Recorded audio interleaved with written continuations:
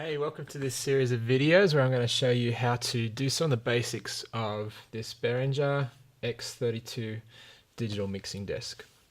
So first thing first, to turn it on, there is a switch on the right hand shoulder of the mixing desk. As it turns on, there is a loading message. Now what we'll find is how it starts is how we left it. And so you can see there's a bunch of settings, inputs, etc. that are happening.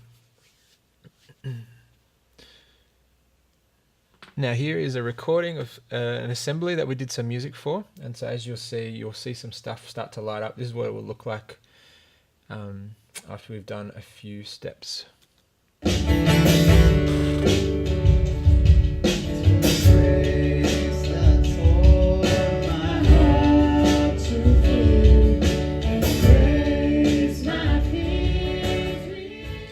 So the first thing that you'll notice is all the lights that flash, but other than that, it's actually quite similar to a normal mixing desk. The front of house is, or the main mix is always on the right, and so this controls everything. There are also mute buttons, and so we can mute different channels and find the acoustic guitar. These faders work like normal.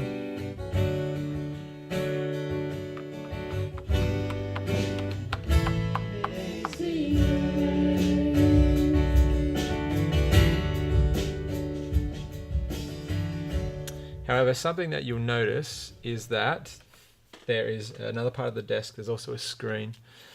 And so what we can do is we can press the select button, and then this activates all these features here, and we'll talk about them later. Those features will come up in the screen, and if you ever get lost, you can either press select and then one of these view buttons, and as you'll see, as I press these view buttons, different things come up on the screen. The other thing that you can do is if you ever get lost, you can press the home button, and that will get you back to what you're familiar at seeing. The last thing I'm going to show you how to do is to load a default scene. So this will be helpful if whoever left it last had a very complex setup and you just need to start from scratch or from zero, or if you need to just load a quick template. And so as we go through on our desk, we are going to make templates for different situations that we do, such as assemblies or music classroom performances, etc. How to do that, it's very easy. You press the view button under the scenes heading.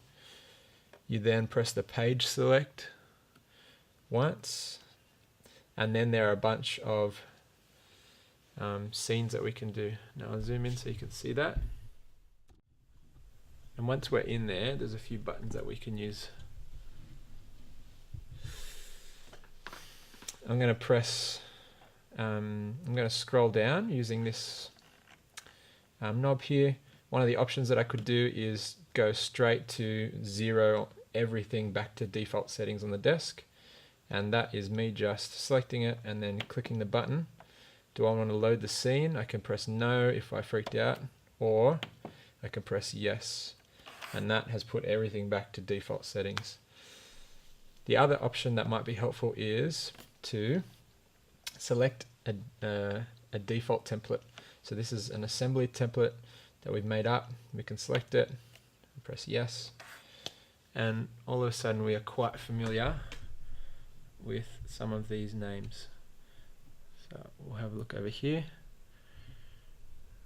What we've done is we've made the blue ones the lectern, the red ones vocal, the green ones guitars, the light green or yellow is the pianos and keyboards and synths, and the purple ones are drums. And that's just some very simple stuff in getting ready to use the desk. In the next series of videos, there's going to be things like workflow when we plug a new input in. There's going to be things like how to mix foldbacks and how to save stuff like presets and scenes and even recording out of the desk. Thanks.